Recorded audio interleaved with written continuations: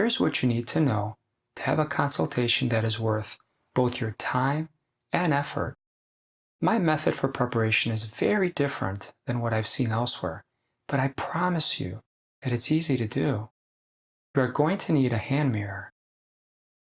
Sit on the edge of your bed or on your couch and look at your face from several different angles.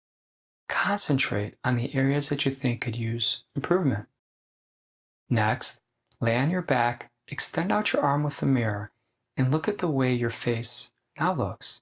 Turn your face slowly from side to side. This exercise will give you an idea of how the skin will redrape across your face with a facelift procedure. You can even gently tug at your neck and see how a rejuvenated or tightened neck might appear.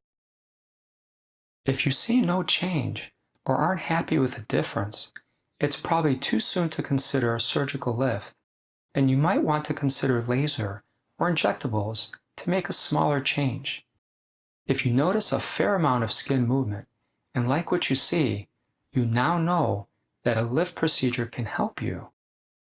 The more extra skin and fat one has, the more surgery they will need. It's really that simple. Give us a call to set up your private consultation.